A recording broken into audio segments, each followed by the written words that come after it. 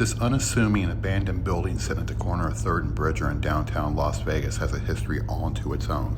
Starting out life in 1964 as the Bank of Nevada building. Then later on, Clark County took ownership of the property and became known as the Bridger building.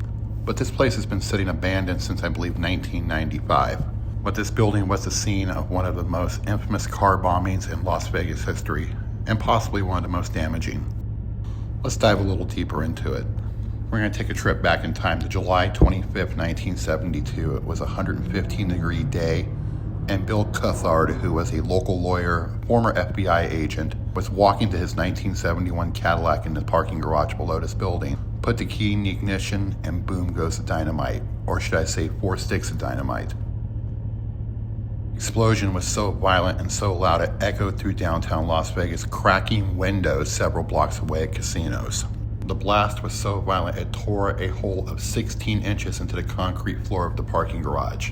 So naturally, there wasn't too much left of Bill, and he was identified through his dental records. Now, what makes this story truly interesting is that Bill, from some way, somehow, nobody really knows why, the family inheritance owned 37.5% of the property that Binion's Horseshoe sat on, and he was technically Benny Binion's landlord. Now, despite what most people think, Benny Binion was a businessman. He was a gangster, but he was a businessman first and foremost. Binion tried to negotiate a new lease and a new deal with Bill, but several times over and over again he was stonewalled. Now, a few months after the bombing, a gentleman named Tom Hanley was named as the prime suspect.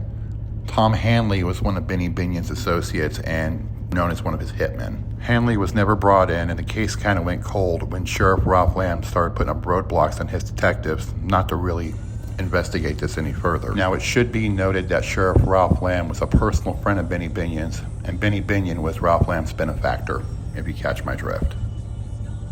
Now, Binion got his 100-year lease. It was signed by Bill's brother-in-law immediately after his death. The lease is good until 2072. Benny Binion passed away at the ripe old age of 85 on Christmas Day in 1989. So 53 years later, this is still an unsolved mystery. And everybody who was involved and everybody who knows the truth is now gone. And the only one left that would know anything is the walls of the parking garage. And those ghosts aren't saying anything.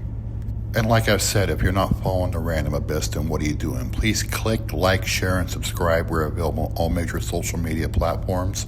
And join us at our website, www.therandomabyss.net.